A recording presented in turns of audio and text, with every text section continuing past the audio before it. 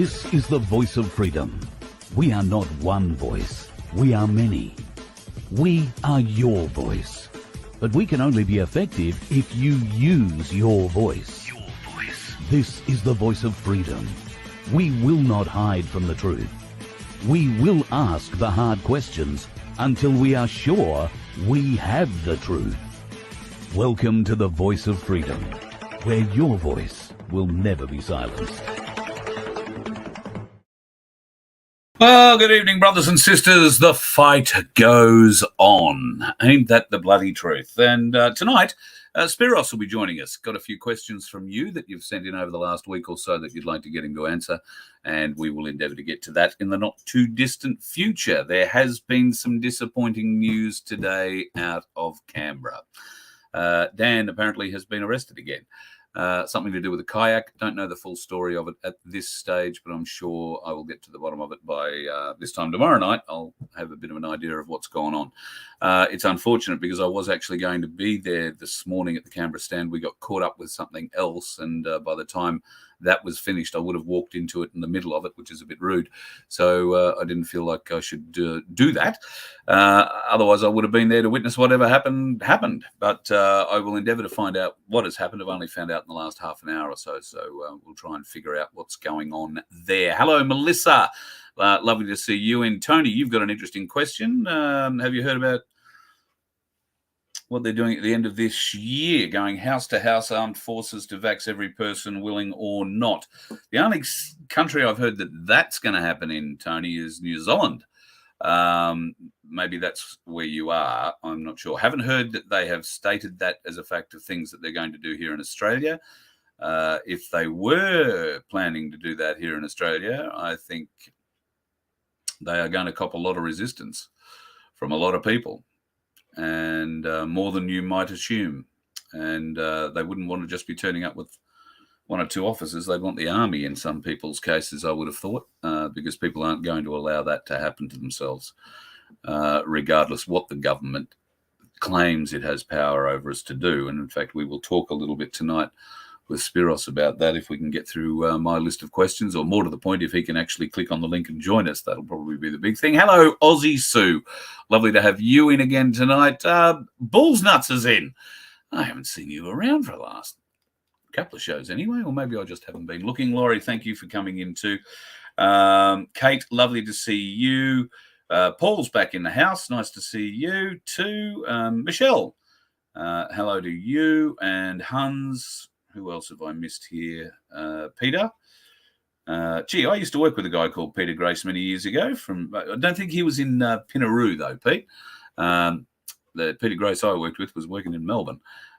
Very great radio talent from years gone by. In fact, I don't think I'd be overstating the fact to say that Peter Grace was one of the first FM voices in Australia, particularly in Melbourne on Eon FM. That'll ring a few bells for Melburnians back in the day. The first real radio station I ever walked into. Hello, Eve. Lovely to have you on the show tonight too. Excellent. Far North Queensland, Tony. Right. Well, Tony, if you can furnish me with the report where you saw that they're coming to chase us all down by the end of the year, that bloody cloth-eared bent that runs Queensland might be in for more of a fight than she believes.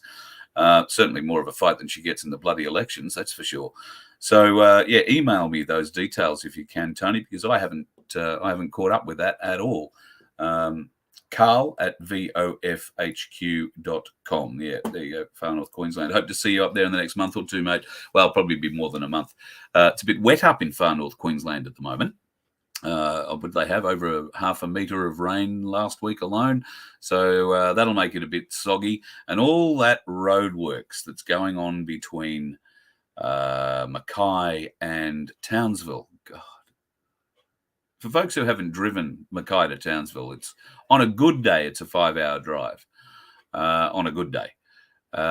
Last time I drove it, which admittedly is a fair while ago, coming up on 12 months, thereabouts, they had torn at least half of that up, and I believe in the ensuing 12 months, they've torn up the other half before fixing up the first half.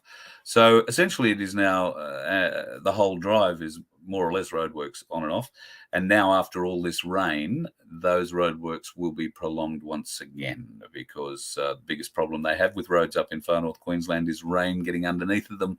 And obviously a lot of big transports, big B doubles and bigger on the roads up there. And they just get a little pocket of water underneath the asphalt, and trucks go over it, forms an air bubble. Next thing you know, it pops out a huge bit of bitumen. You've got a bloody great pothole. Hang on, Sue. Hang on. What's going on here? Guru was just saying we should all be prepared if you lose your channel. He was asking if anyone was prepared to carry on. Carry on what? Why would I be losing my channel? I'm lost, Sue. You've got me confused. Guru hasn't called me, so I haven't. I'm not au fait with whatever his issues are at the moment. He's been busy talking to the Americans, so I don't know. Apparently, he's a very busy man. He keeps saying he's a very busy man, and he's doing all these American interviews. Don't know what good they're doing to us in Australia, if I'm honest. But having said that, I'm not really watching them, so they might be doing all wonderful things. It's not that I'm got a problem watching them. I just haven't had the time. So yeah, I don't know what's going on with Guru. Oh, everyone's channels. All right, not me. Hang on. Yeah. Well, I'm sure they're going to try and take us all down. Yep. I would be very surprised if they didn't try and take us all down. That's why I have a number of different channels now. I'm unsure how many channels Guru's got, and I know Stop the Rot had on Facebook. I don't know how many followers. A couple of thousand maybe. He on Project Matilda, I don't know, same kind of deal I'm imagining. And he doesn't run a YouTube or a BitChute. I'm not sure that he runs a Rumble. For what we're doing, you basically got to have something up on everything. And in fact, in the next few months, I'll introduce you guys to something called Locals, something called DLive, a few other different platforms that we will go out and stream on, because a lot of these main ones are just going to curl up and die. We are actually working on in the background. Oh, God. Spiros is telling me that he's got the wrong link. Let me just type. I can't type and talk.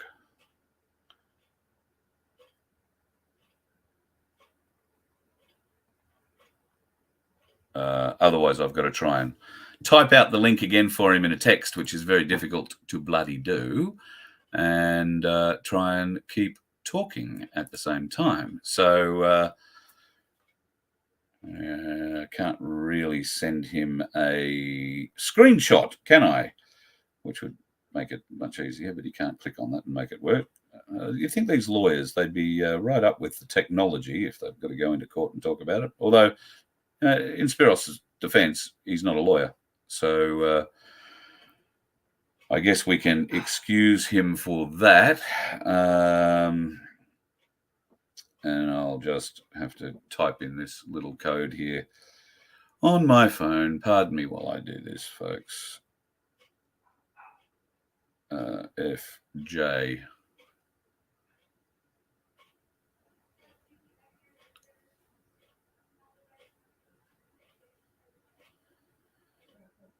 Okay, let's see if that works.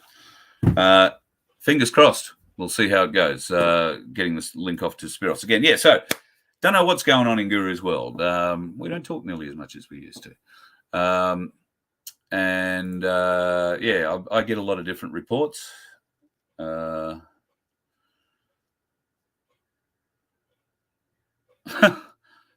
yeah. Well, you know, I think I want to be diplomatic here.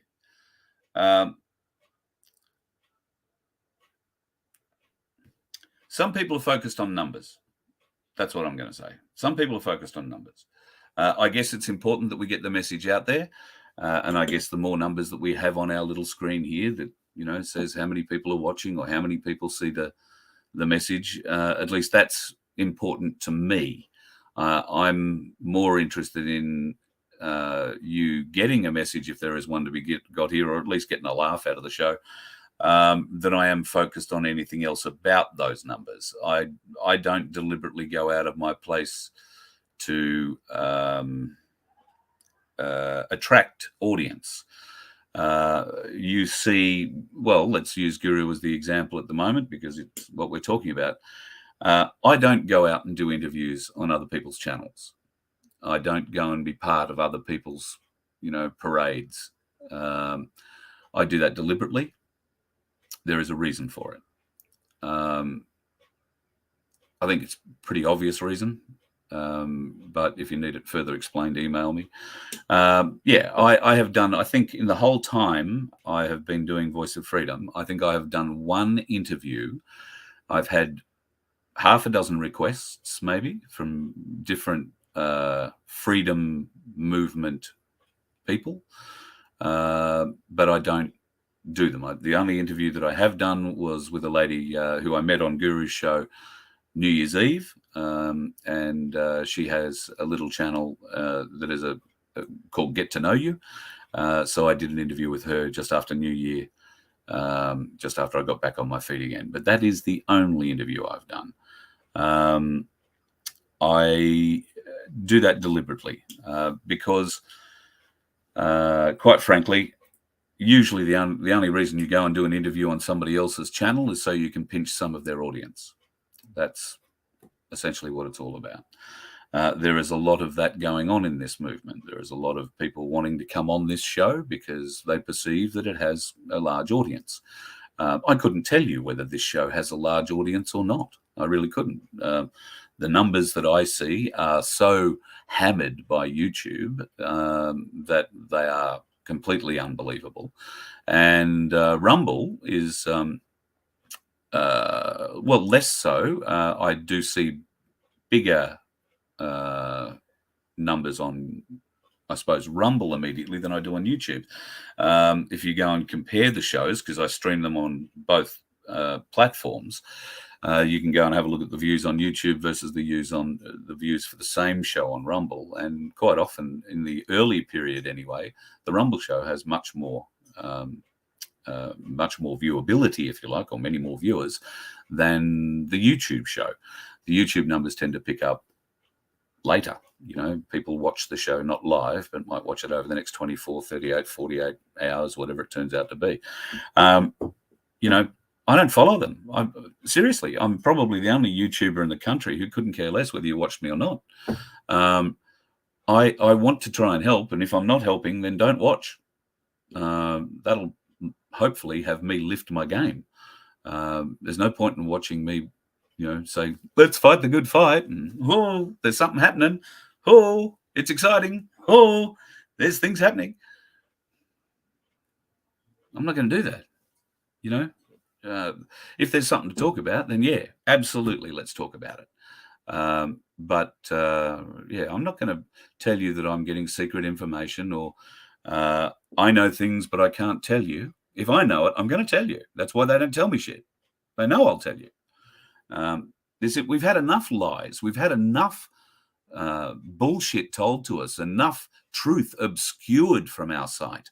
And now, there is very definite efforts going against us in trying to get our information out, to try and make people a little more aware of what's actually going on in our world. Now, how do we wake people up? Well, we just keep talking. We keep trying to offer them a little logic bomb that breaks their cognitive dissonance. There is no point in getting angry or upset.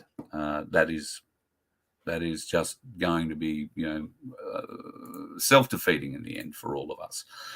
In fact, I found a little thing the other day, which if I can find it here, here it is. Don't gloat.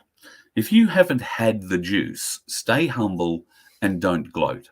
There's a lot of people out there who are now regretting taking it, and any smugness they had is now turning into dread. Just be grateful you had the eyes to see And always remember, pride comes before the fall. I think Anthony O'Flynn and that message should be burned into all of our minds. It should be at the forefront of our thoughts as we go forward, because there are going to be so many people who are going to be angry, going to be feel quite violated, and quite rightfully so. They will quite rightfully feel violated. But it is what it is, I guess. So I think if we can band together, help with our knowledge. We don't want to force our knowledge on people. We are certainly not in the business of theorizing about conspiracies. Everything that we talk about can be proven. Everything we talk about can be proven.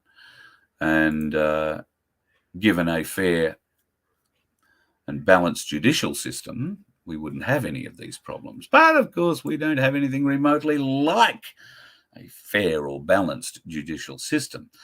And this is in part something I was going to talk to with Spiros tonight, provided he can figure out how to get on the StreamYard thing. But we'll live in hope, wait in hope. So yeah, there is a lot of people who are slowly waking up. Their eyes are slits when it comes to opening at the moment, but they are open. They are letting in a little bit of information.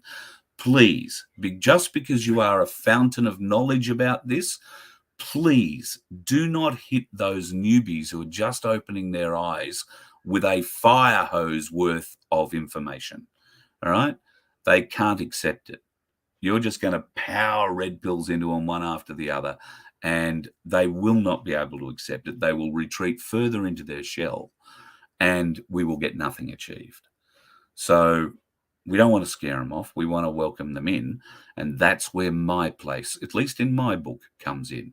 Because with my place, we're all reading the same book, all right? You can come and have a conversation. It doesn't matter whether you're just on the preface of the book or in the last chapters, let's call it.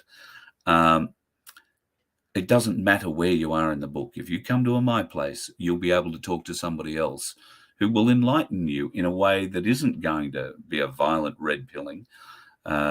Because I've found in my places that I've visited, and I've been to quite a few, that everyone, without fault, everyone in there wants to help. They want to help you. They want to help their community. They want to help themselves to a better life. And that's why my place is so important. We need a my place in every town, in every suburb, in every city of this country. And just because somebody else might have started one across town from you doesn't mean you can't start one in the town or on your side of town. And that's, I hope, what we will be focusing and achieving this year with the Voice of Freedom, getting on the road and creating my places, not just because I think my place is a great idea from, a community level, but it's also a brilliant idea on a national networking level. There are nearly 70 my places now in Australia. In fact, I'd be surprised if there aren't over 70 of them now. So that is going to be key for us. Now, if you're starting to feel a little left out, that you haven't got one in your part of the world, please get in touch. Please get in touch. We need these my places all over the place, and we will come to you. We will promote you. We will help you develop networks with other my places. I've moved on from Canberra at the moment, and I've called into Shireen Gary's place. We're going to stay a few days. I'll be going into the Cali at Singleton to have a bit of a chat there. We might even try and do the show from there maybe tomorrow night. And the hope is that we're going to catch up with the wonderful folks at the Donkey Sanctuary as well. But we've got limited time, so we'll see what we can squeeze in and how much we can squeeze in. But the fact is, we're going to build these communities all over the place, folks. And Singleton has one. Newcastle has just got, I think, cracked 400 new members today for their my place. That is unbelievable. And in fact, as Australia Day is coming up, and I did hear through the grapevine that Guru mentioned I was going to be in Canberra for the Australia Day celebrations and the Unite in White that's happening there. Unfortunately, I won't be in Canberra for that because I'll be heading further north. However, there is an Australia Day thing happening. I can't tell you too much more about it at the moment, other than there may be a friendly Australia Day game of cricket happening. And if that happens, it might happen between a couple of my places. Early days. Don't know if we're going to get the team together yet, but we'll see what happens. There could be an Aussie Day game of cricket, and I might even get the camera gear out, and I'll pretend I'm Richie Benno for the afternoon. Who knows? It could be a fairly interesting time of it. Spiros has managed to find the correct button to click and joins us. G'day, buddy. Nice to have you as part of the show. G'day, mate. How you going? Sorry. No, that's all right. You're a busy bloke, and I think when I typed it out to you initially on my phone, I gave you a spelling error. So I do apologise. Oh, good. It was your fault. Yeah, actually, it was my fault. It wasn't your fault. It was my fault. My stupid phone went off Chrome or Google. Anyway, I fixed it. All good. All sorted. All good. Thank you, Kate, for your contribution, mate. It's been a busy week. We've got a few questions in from folks who've got some interesting life challenges being presented to them. So I guess before we get into those, can I ask you a couple of questions? Common law has been in the news a lot lately. There have been people dragged out of cars and put before courts and all that sort of thing. Where do you stand with this whole common law argument and the different types of common law that are being propagated at the moment, bearing in mind that we run a Magna Carta 1215 education course every Monday night here? So where are we at with this? The mainstream media are running a fairly interesting sort of narrative around sovereigns or sovereign citizens. You can't be a sovereign citizen. That's an oxymoron. But the mainstream media are running a narrative that is, well, incorrect if you actually know anything about common law, but you wouldn't expect any of them to. Where do you stand with all of this? You know, what are these people doing? Are they helping? Are they hurting? Do they have a hope in hell of winning anything in court? Well, from my personal experience with people that are getting into the courtroom and saying all sorts of funny things, the problem you have in this world is that if you only have a little bit of knowledge, it's dangerous. And but I'll say this: common law overrides everything, and the Constitution and the Magna Carta override everything on top of that. So what they're feeling is absolutely correct. All that's happening is they're just doing it wrong. It's as simple as that. They're not understanding. They haven't got a full grasp. They've got half a story, and they're getting in there with half a story, and they're getting smashed about. Some of them, I mean, every now and then, one or two of them, a little shrewder than the others, might actually get away with it. But at the end of the day, it's pretty simple. You're a free person in a free country, and anybody who tells you different is lying or trying to sell you something. So when people understand that, then they're not going to have too much trouble dealing in a courtroom. So I think first off, anything on the mainstream media is a complete fabrication. It's a good rule of thumb. If whatever they're saying on the mainstream media, you just reverse it, because that's probably the truth. I don't have a TV for that reason. I haven't had one for years, and it's the best thing I ever did. There's just nothing honest on there. It's one big giant scam, and the sooner people take control of their lounge rooms, the better we're all going to be. But that's my view. My view is that those who are going into court and making and losing are probably got it half right. You know, I don't have any difficulty, but that's, but that's why, because I usually like to know what I'm talking about before I get into a courtroom. Most of the arguments seem to, in the last few days anyway, seem to have raged around jurisdiction. What is that argument all about? Jurisdiction, generally speaking, means what right are you in the right court? Are you in the right court? Because certain cases need to be in certain courts. Simple cases can be in really low courts, including quasi courts. Quasi court is almost a court, not quite a court, sort of like a court, likes to think it's sort of a court, like VCAT in Victoria. VCAT's not a court, but you know, it's a quasi court. But the biggest mistake on the issue of because this is a really good question, by the way. On the issue, it's very deep, deeper than you think. On the issue of jurisdiction, I think it's not so much jurisdiction that people need to focus on. I think people need to understand this. When you walk into a courtroom, if it's a proper courtroom, the judge isn't anybody you're interested in.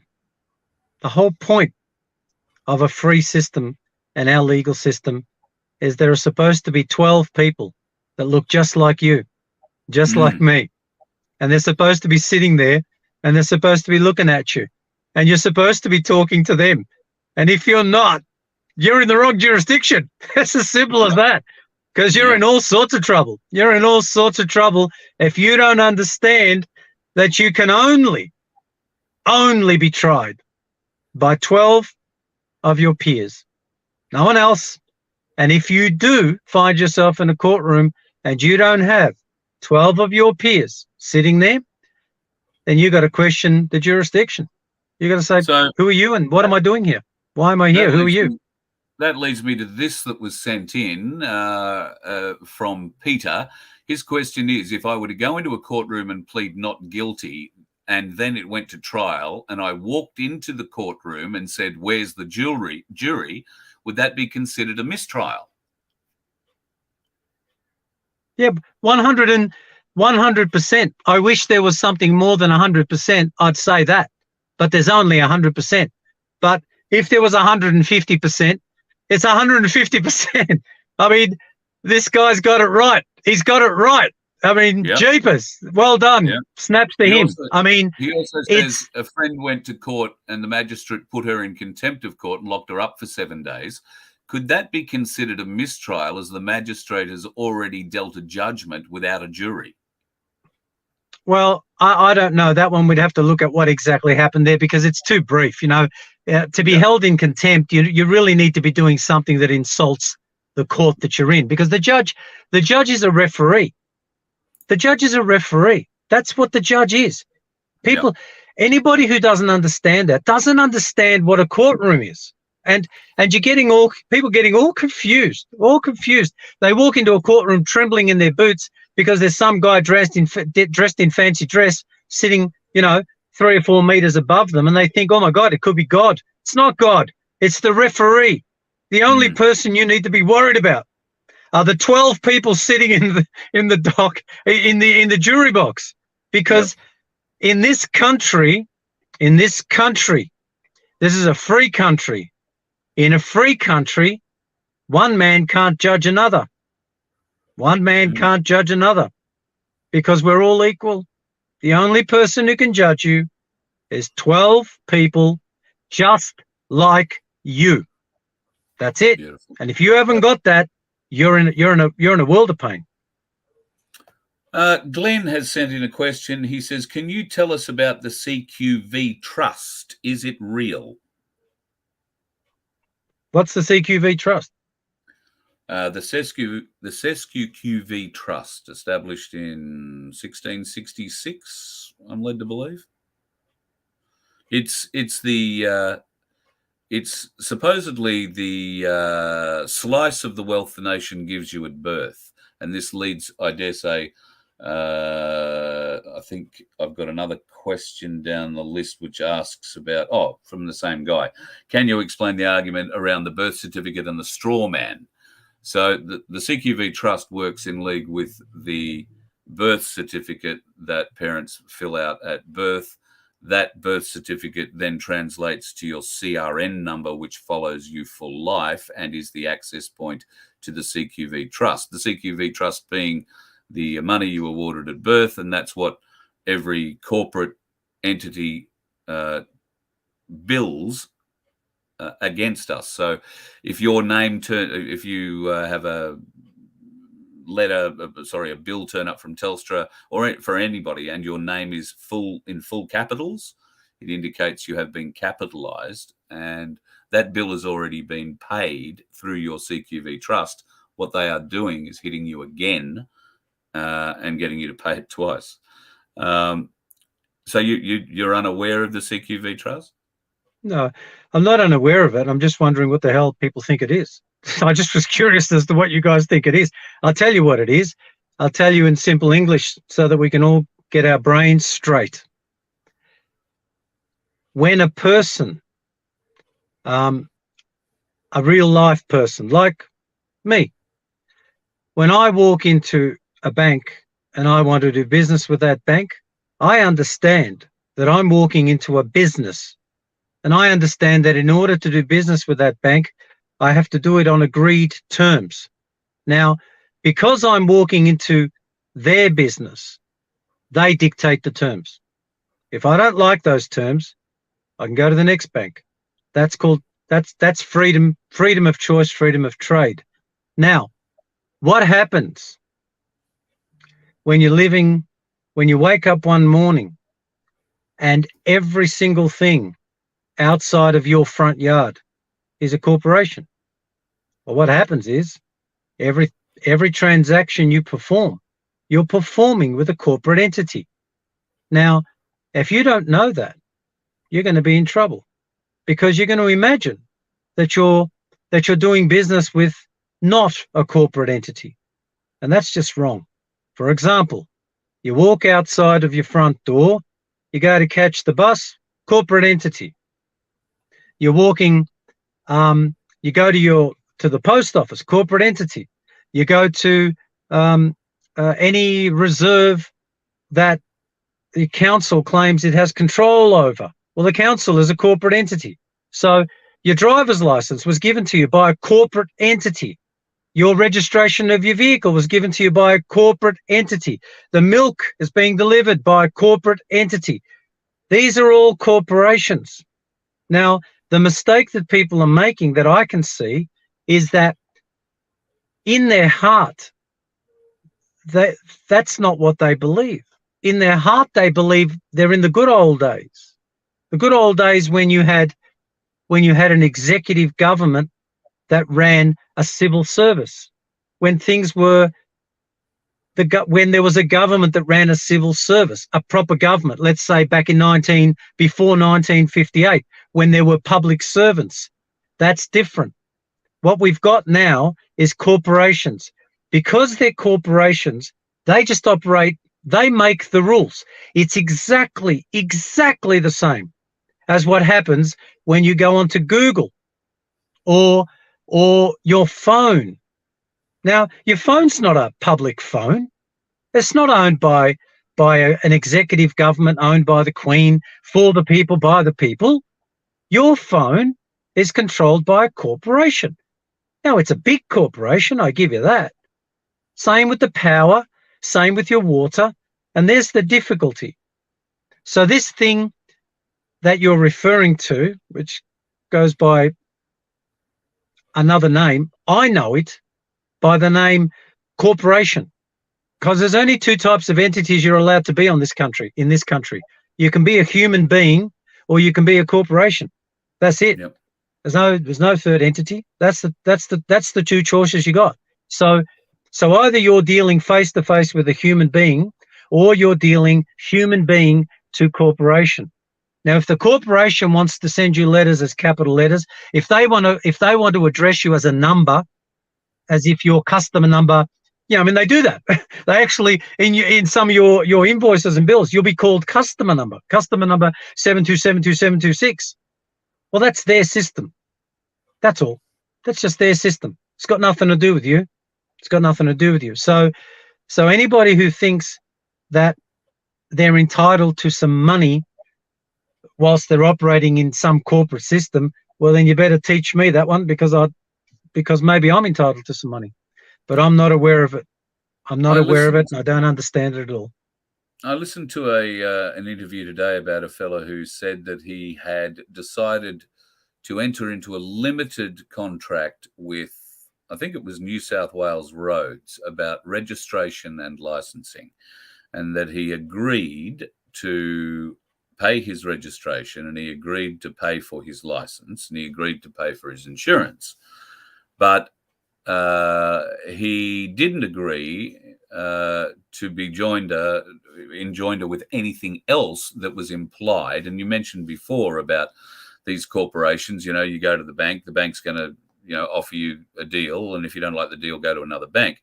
A lot of people are discovering that the banks are not telling the whole truth about the deal that they offer you. And in fact, many cases have been won by taking the banks to court and asking them to prove that they have the ability and the stature to do what they have actually done.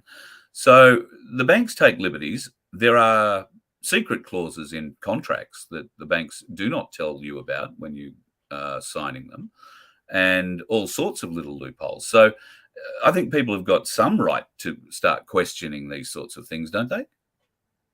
Well, some right. Yeah, that's an understatement. You have every right. In fact, if you've said a mouthful there, but I'll try and remember some of the stuff you said. There's one that I remembered: secret clauses. That's an interesting comment. But let me tell you this: there's no such thing as a secret clause in a contract. The whole point of a contract, the whole point of a contract is that it has to be absolutely understood by both parties. And if one party didn't understand it, if one paragraph in a contract is not understood, that paragraph is void. If another paragraph is not understood by both parties, that paragraph is void. In short, contracts begin in the mind and then end up on paper, not the other way around. Anybody who tells you different is lying or trying to sell you something. So everybody has a right to understand their contract. And if you believe that there's something in the written contract that you didn't understand when you entered into that contract, that's a problem for the other side, not for you. Not for you.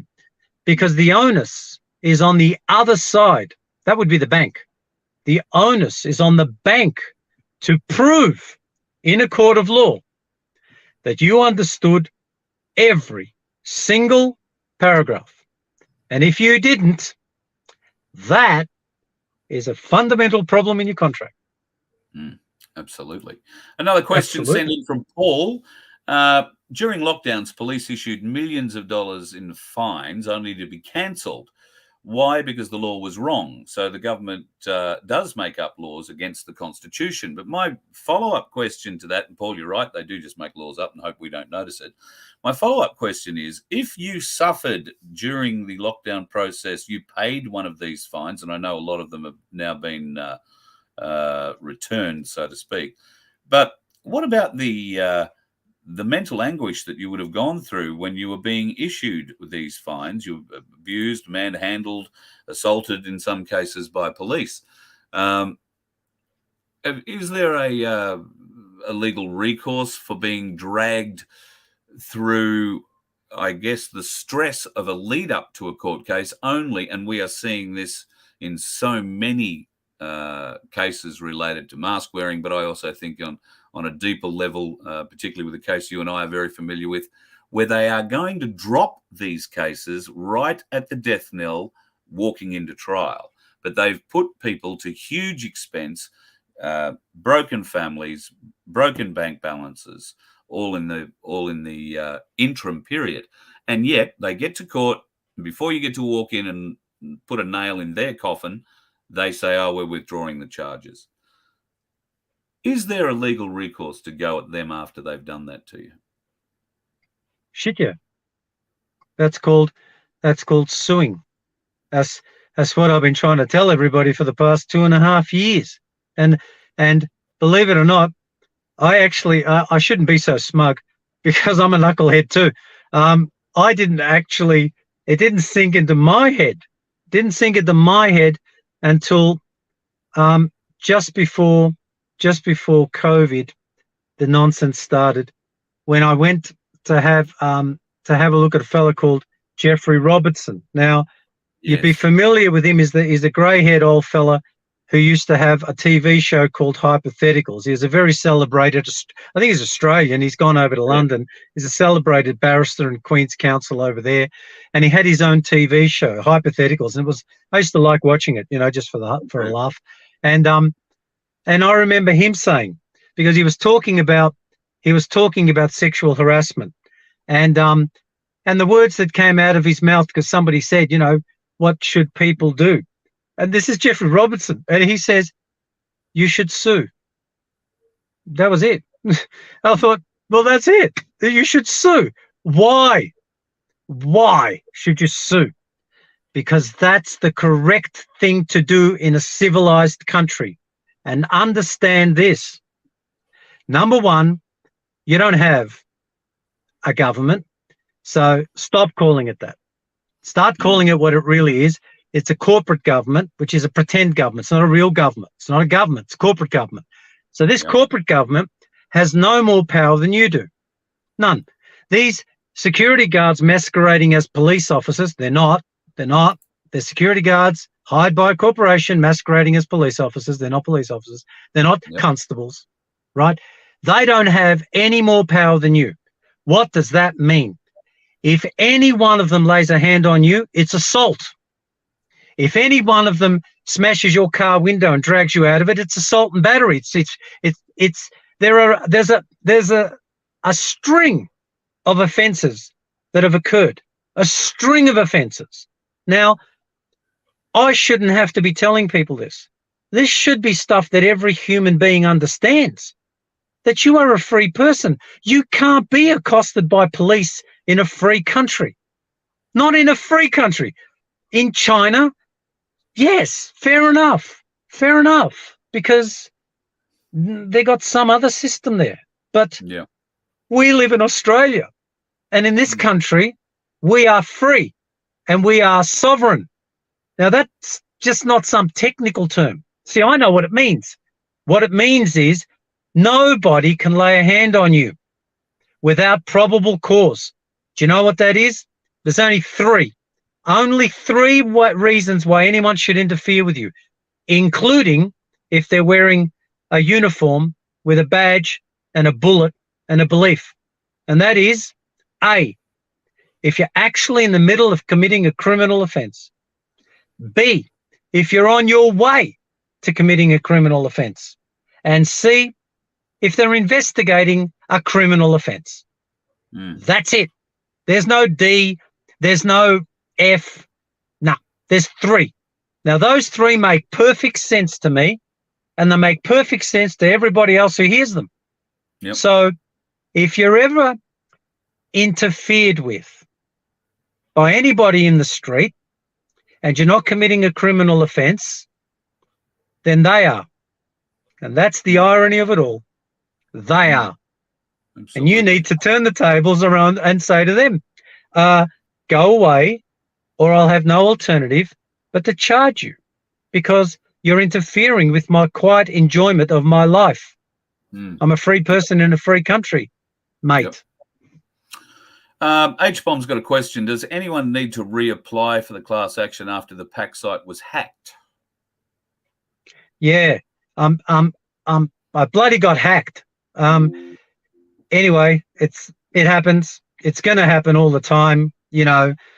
That's it. So the answer is yes, I'm sorry. As quickly as I found out, I opened up my own private one that's got my picture on it. Be careful, because it's easy to get my picture nowadays. You can put it nowadays. You can get it on the internet. I'm everywhere, and someone might put it on their page. I don't know what to do. I don't know how to defend myself against these sorts of things. If people want to set up pages and pretend they're me, or pretend it's my action, I don't even know how to stop them, because I'm dealing with corporations. If I ring up Google and say these people are pretending to be me, I don't even get anybody. I get some computerized response. So look, it's just going to be one of the problems we're going to have. I don't know how to solve it, mate, unless you've got some solution. But at the moment, I've told everybody, well, as many people as I can, I've told them what my actual website is. There's a little photo of me on there. If people are concerned, I don't know how to solve it. I don't know how to solve it. I'll introduce you to somebody who might be able to give you an idea about some web security for you. The good thing about this is that while we're talking about hacking, though, you're not taking any significant information from people. You're not taking driver's licenses or passport numbers or bank account details, are you? So that sort of detail hasn't been hacked. No, no, we're absolutely safe there. What's actually happening is the very first one that when I first set it up, there was a guy who volunteered to build our website. Now, I should have known better. I mean, that's a warning sign straight up. But anyway, I said, you know what? That's really decent of them. And they were highly recommended. Somebody, a friend of a friend said, this guy is prepared to do it. He's a great guy, la, la, la. Well, I said, okay, that's great. And then I started sending him information to put on the website. When he wasn't doing it, when he was typing his own stuff, I immediately put a stop to it. Unfortunately, by the time I put a stop to it, thousands of people had already emailed that website with that address, giving their details, saying they wanted to join the class action. I don't know who any of them are. This bloke, he snaffled them all. He refused to hand them over to us. And so for all those people, if they're upset at me, I mean, fair enough. But I don't even know. I don't know you sent me the emails. So I guess everybody just has to start. It was a false start. We just have to start again. But my biggest fear now is I've already spotted 3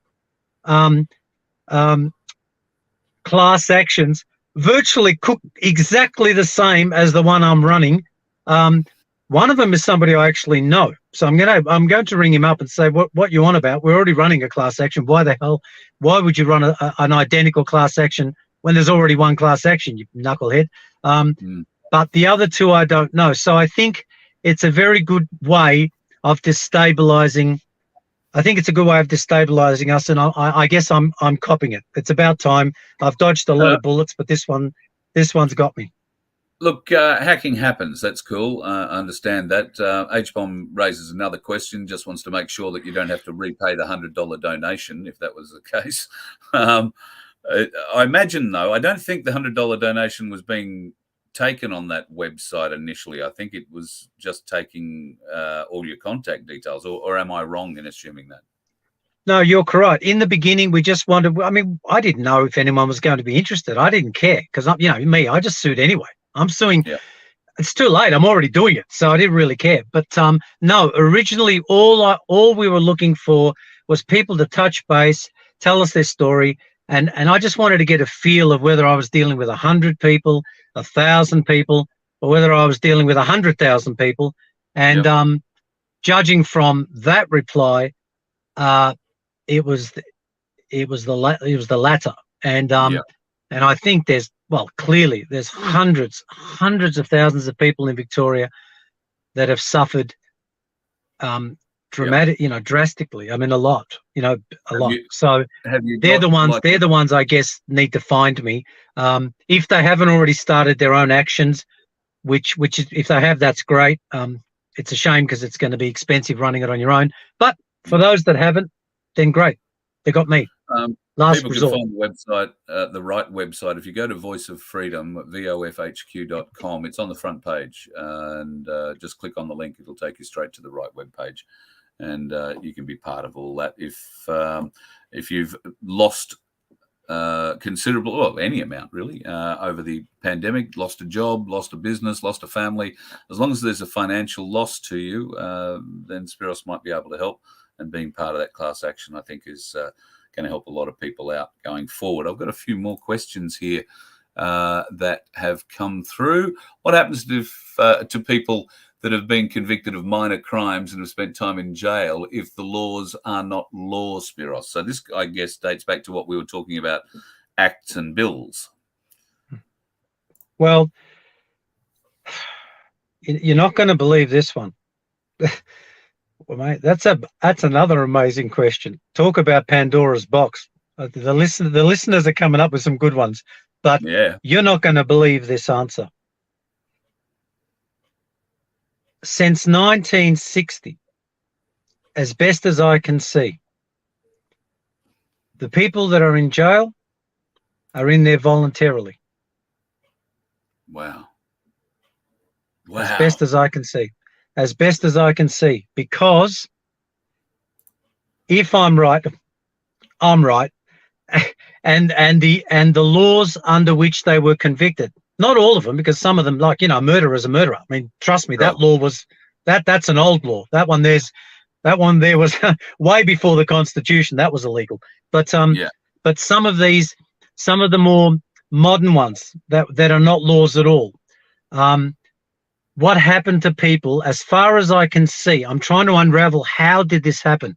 And from every piece of evidence that I can see, this is what happened. People received a charge and summons in the mail. They attended a court. They agreed to have the matter adjudicated, tacit consent, as far as I can see, because nobody explained to them what was going on. They just assumed it was a law. They assumed they were in a court of record. And because they were there and because they appeared to agree to be involved in a proceeding, the proceeding went against them and they agreed to their punishment, which was be accompanied by the police officers to the nearest jail. House of detention, yeah. I mean, I'm speechless. I don't have an excuse for how this could possibly happen, except to say that it did. It did. And with the exception of the real bad guys who they belong there, there are people who probably ended up there that when you look at it now, they had themselves a good lawyer and yeah, good luck with that one. Yeah. Have a look at the law. It's not even a law. Have a look at what they allege was the law you broke, and you may be surprised that it's not a law at all. And then you can ask yourself, then how come I was put in jail? Yeah. And that's the best answer I can give, is that they just convinced you to walk into the jail cell and stay there for a certain period of time. Yeah. Mike's pointing out that those in jail are actually slaves for the Freemason machine, and they make a lot of money out of jails. He's right about that. He's the truth. He is so right. It's embarrassing. It's embarrassing how right he is. It's embarrassing because how stupid are we that we've allowed all this to happen? And I say we because, hello, who am I? I'm part of the machine too. I'm a knucklehead. I'm 62 years old and I woke up 2 years ago. I mean, what was I doing for 60 years? For 60 years? Think we're stupid, Spiros. It's not stupid. This has been designed to be kept from the forefront of our knowledge. It's been hidden from us. They've deliberately hidden it from us. No, I beg your pardon. You're correct. I apologize. You're right. I'm not stupid. I'm stupid if I continue to do it. So I'm not continuing to do it. So I've learned when you know better, you do better. That's what my mum used to say. But you are correct. What happened is I fell for it. I fell for it. I wasn't paying attention. I saw it all happening. I was there. I was there when Golf Whitlam did what he did. But you know, unfortunately, I wasn't paying attention, and this is the outcome. They give us so much to distract us so that we aren't paying attention. In fact, that probably leads me well into this next question. You recently said on another show that I saw you on that a lawyer has a responsibility both to his client and to the court.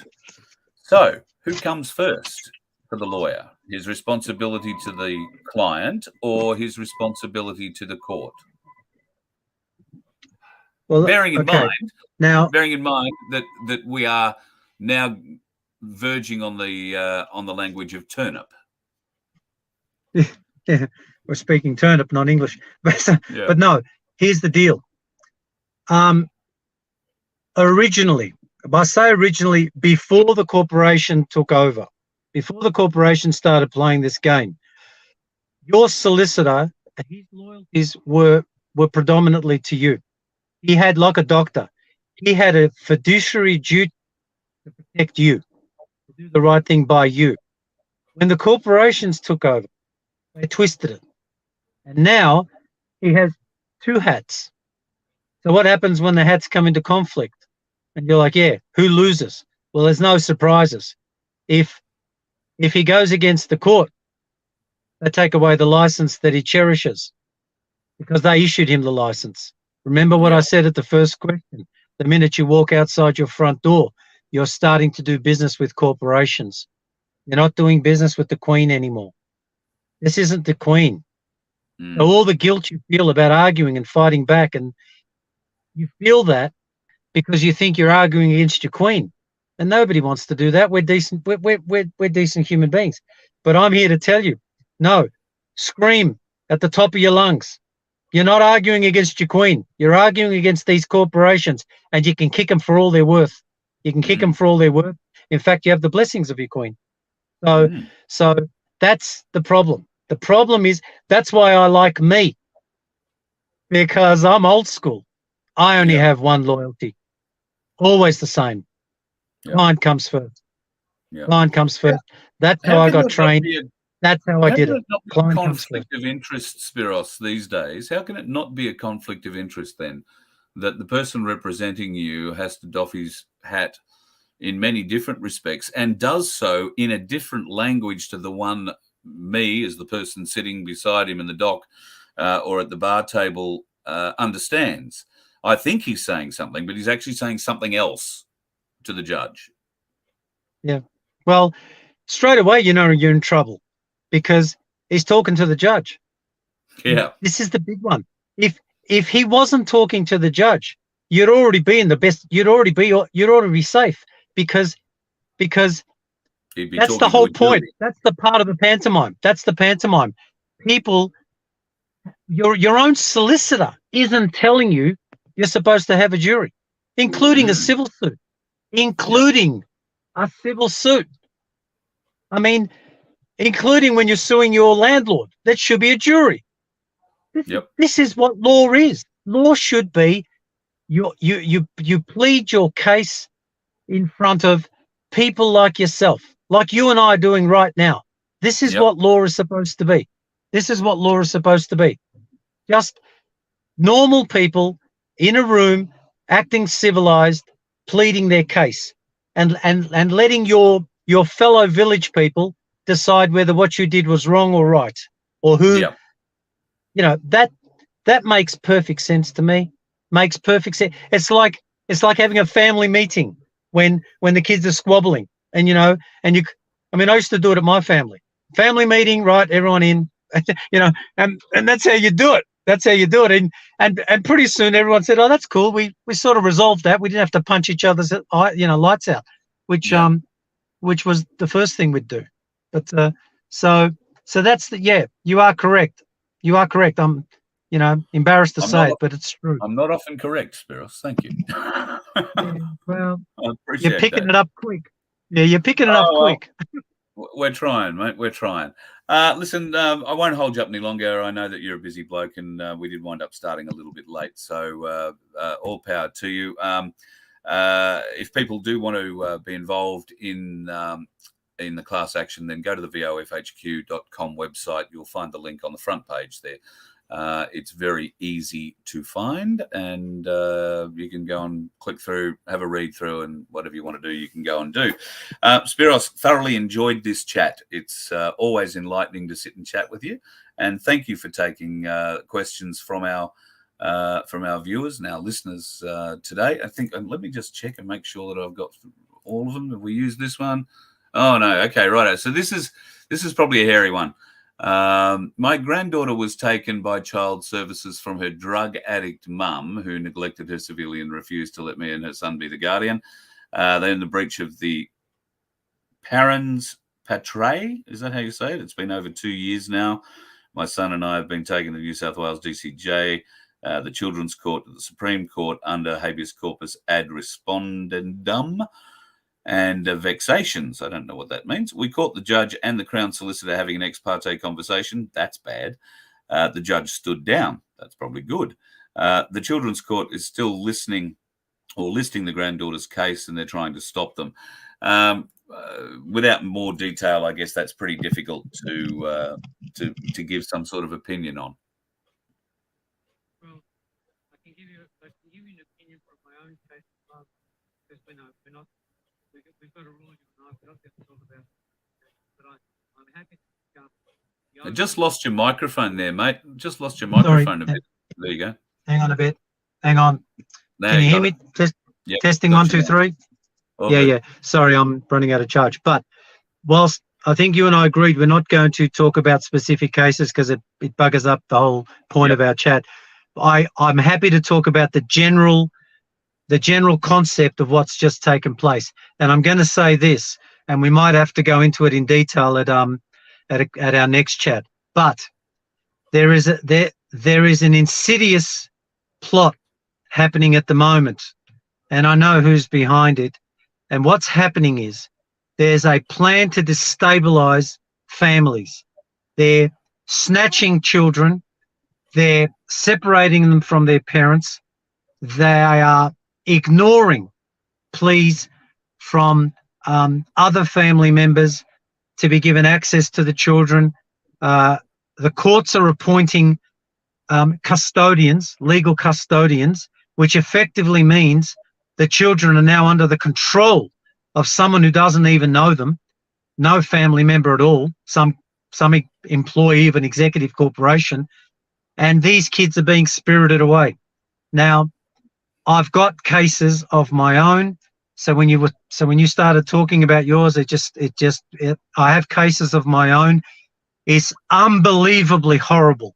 It's unbelievably horrible.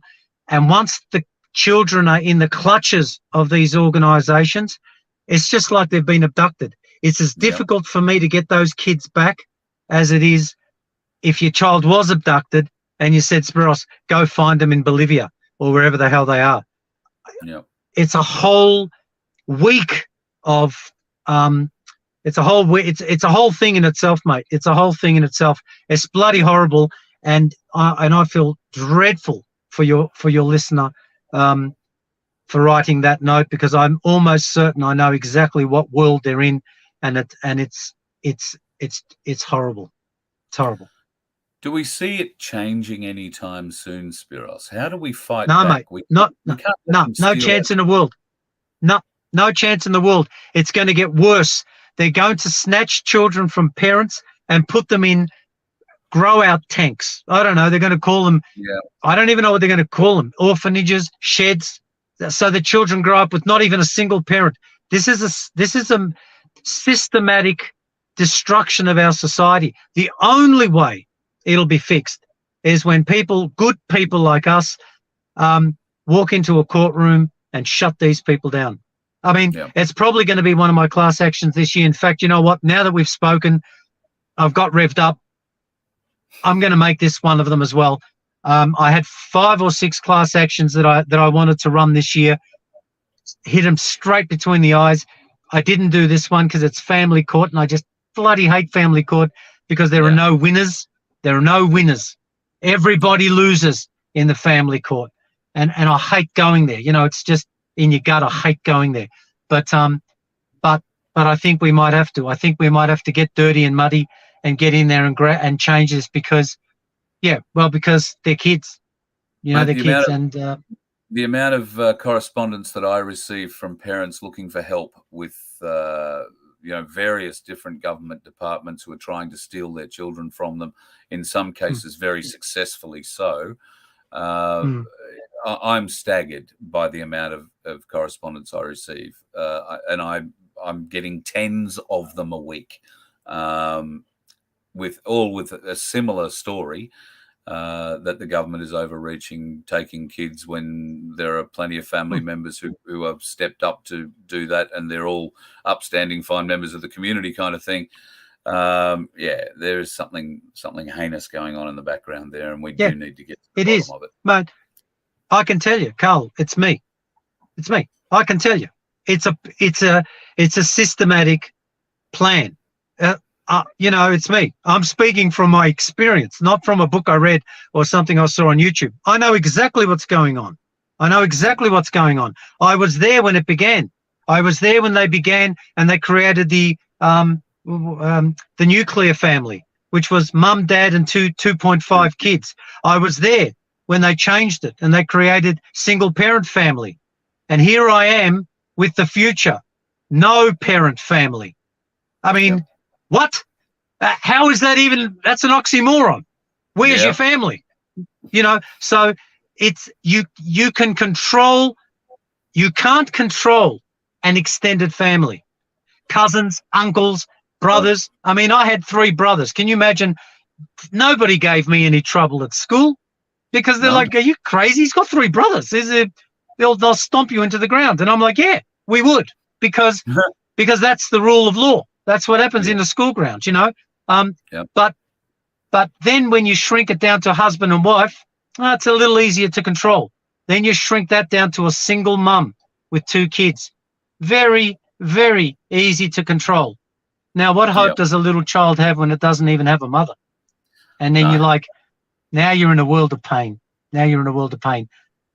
As I said, we could do several shows on this madness, but on a positive note, you've given me one more class action for this year. When I say a positive note, just more work for me. So thanks, Carl. But I think this one's a good one. I think my heart will be in this one. Mate, absolutely. It's something we have to fix. We can't let them continue doing this to our kids and to our families and tearing families apart. And whatever help we can give you here from the Voice of Freedom, we'll be all over. No, we're going to sue, mate. We're going to sue. We're going to sue, and we're going to publicise the whole bloody thing. I told you that was our plan. That's what you and I are going to do. I'm going to sue, and you're going to publicise it, and that's the way it's going to rock, and everybody's going to watch it, and then we'll see what happens when the people get to see the truth. See what happens then. It may not. The worm may turn. The worm will turn. We will turn the bastard, I promise you. Mate, thanks very much. Go back to your coffee and I'll let you go before your phone goes flat. Yeah, it's about to go. All right. Yeah. See you next time. Mate.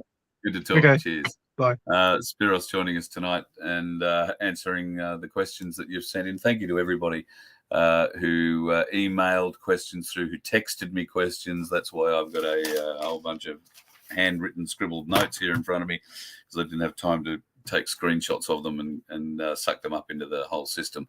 Spiros, interesting bloke, and certainly if he's going to start a class action involving the family court, I think he's going to get a lot of support behind that.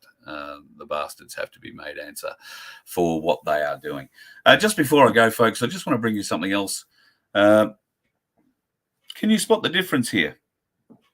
Now, this is how some of these scams are working. If you have a look at the 2 email addresses at the top here, one says maybank2u.com and the other one says maybank2u.com. Can you pick the difference?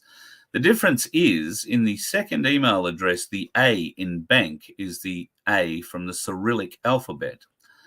And Citibank have done the same thing underneath here, you'll see as well. This is a filching or a straight out theft scam email, but that's what you want to be looking for, folks. Compare the A's. So the A in the English alphabet does look strikingly similar to the A in the Cyrillic alphabet, but that's how you will get caught if you are not careful and watch what's going on. So I thought I'd just drop that one up at the end for you as a bit of a warning. There are plenty of scams going around again.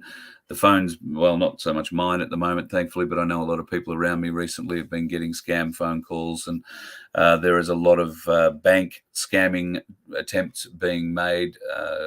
Contact your bank immediately. And then, of course, there is the mum, I've lost my key, or I've lost my phone, or I've broken something. Can you transfer money?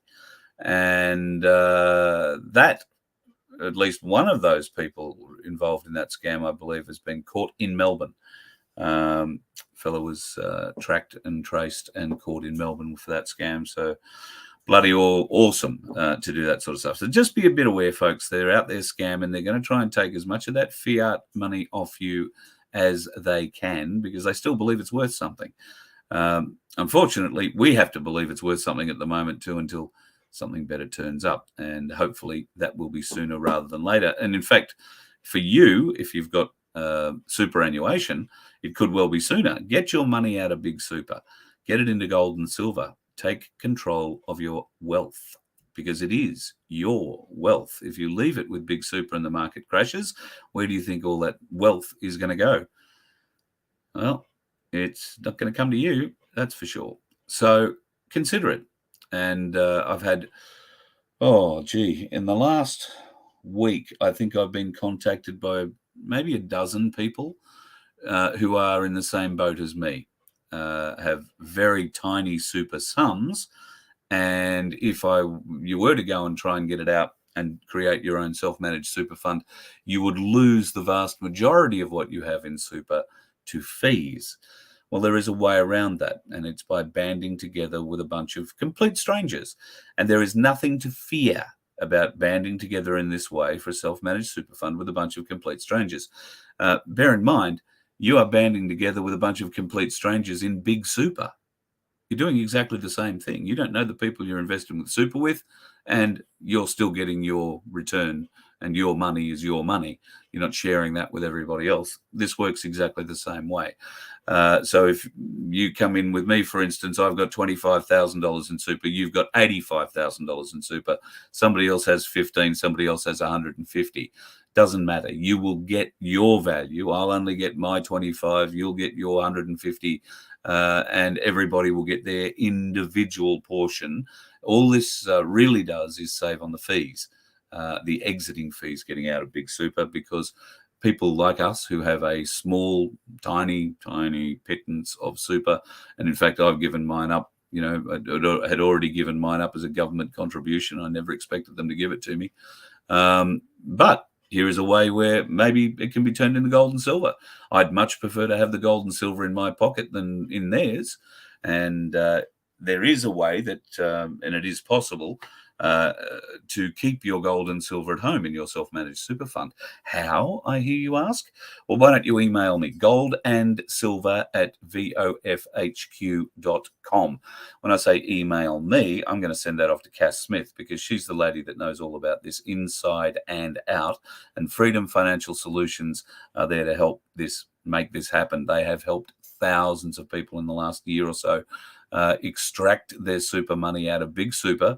And if they did take that advice a year or a year and a half ago, that pile of gold and silver that they are now sitting on at home has gone up more and achieved a higher growth of wealth for those people than anything that happened in big super. That's where your return lies, in gold, in silver. And go and check the gold prices. Go and see what they've been doing, going up. Silver. Well, silver goes up, then goes down a little bit, goes up, goes down a little bit like, Bitcoin and all that sort of thing. If you are a Bitcoiner, I've heard a bit of news about Bitcoin as well. The people who are in Bitcoin that I know say the price is on the way up again at the moment. They expect it to drop a little bit. There might be a little stumble, stumble's probably a strong word. There might be a pause in the upward movement. Maybe that's the best way of describing it, before it goes up again. So that's just what I'm hearing from the people who are in Bitcoin. Never had enough money to get into Bitcoin. I'm not a gambler. I've always seen that as a bit of a gamble. I won't go and put $5 on a horse or a pokey. So sticking it in Bitcoin for me has always been a bit of a worry.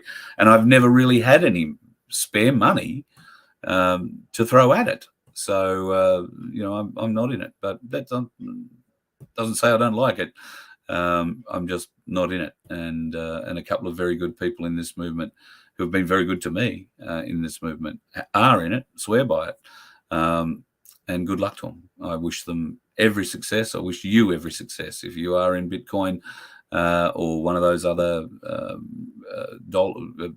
XRP, that kind of thing, great. I hope beyond all belief that it's going to work out, and I wish I owned a couple. That's all I can say. Instead, I'm going to have to be content with my couple of silver coins and rolling around the countryside talking to folks like you. And I've got to tell you, nothing would make me happier. Very happy to be doing that. If you would like to help us get on the road and come and visit your place and get a My Place at your place, please do so. VoFHQ.com, go over onto the membership tag and join us. Become a member of the Voice of Freedom. We don't put anything behind a paywall. You're not going to get anything special, at least not yet. You will get discounts on merch and all that sort of stuff when we've got merch, and we are in the process of working that out. We've had no sort of, oh, God, don't get me started on T-shirts. But figuring it out slowly but surely, and I think once I get back to Queensland, we will have a much better idea of what's going on with there. But yeah, our members will get some discounts on merch and that kind of thing. And, down the track, you never know what sort of benefits there might be of being a member. But the biggest benefit to us, at any rate, is having your $1.25 a week, if that's what you choose to donate, going into our petrol tanks, because that's what's going to keep us on the road. You can go to VoFHQ.com, click on that link and become a member. Or if you don't want to be a member, but you still think you might throw a few bucks our way, there is a donate button on the website. It wasn't working for a couple of weeks, so it is back working again now. If you feel the urge to donate, well, thank you very much. Love you for it. Speaking of people we love, Sunflower, thank you so much for your donation earlier in the show. I saw that one pop up, so I really appreciate that. Just having a bit of a scan down to see if there's any questions I can answer now without Spiros being around. Tash Marie's got the right idea. Doesn't trust anything that needs electricity or the internet. Very good, dear. I'm with you on that one. In fact, I was only having a bit of a chat with Gary, Cherie's husband, earlier today about what we would do in the event of a serious electromagnetic or CME event. That's sort of like a big sunspot that sends out a huge electromagnetic pulse from the sun and fries all our electronics on the earth. Trying to think, Gary's a bit of a ham radio fiend, has an amazing ham radio setup. Ham radio, of course, if you want to get into that, you need to be licensed. There are other forms of radios, but how do you keep them safe in an environment like that, where every electrical circuit is going to get fried? So guess what we're looking into? Voice of Freedom Faraday cages. Yeah, all right. Might be getting carried away a bit, but it's an interesting conversation. So we'll bring you up to speed on that maybe when we have a little more knowledge on it. So yeah, folks, I see I've started up a crypto chat in there. Good on you guys. Look, all power to you with crypto. I just don't understand it. It's like me and spreadsheets. Anything to do with numbers, just, I don't know. I'm kind of dyslexic that way, I think. It doesn't work. Anyway, folks, I'll let you go off and get back into your, what is it, Tuesday night. Hanging around Singleton for the next few days. Going to call into the Cali and see Brad. In fact, we might try and do a show from the Cali, just off the table out the back, and over a meal with a few people. We'll see what we can dig up there. And of course, Australia Day is coming up. I will not be in Canberra for the Unite and White celebration, as Guru suggested. I apologise. We will already be floating around. There is talk there will be a cricket match on Australia Day. And if that comes off, I might nearly have to play. We'll see what happens. But I think a My Place inaugural Australia Day cricket match could be on the cards. Just got to see whether or not we've got any cricket players. We've bought the cricket set, so there is a chance. It's going to be a fun day, and I hope you can join us. Don't know what you're going to do on Australia Day, but whatever you do, celebrate right. And if you are on the roads, just make sure that you steer clear of those wonderful folks that we lovingly refer to as the dickheads. You let one ant stand up to us, then they all might stand up. Those puny little ants outnumber us 100 to 1. And if they ever figure that out, there goes our way of life. It's not about food. It's about keeping those ants in line. That's why we're going back. Does anybody else want to stay? Let's ride!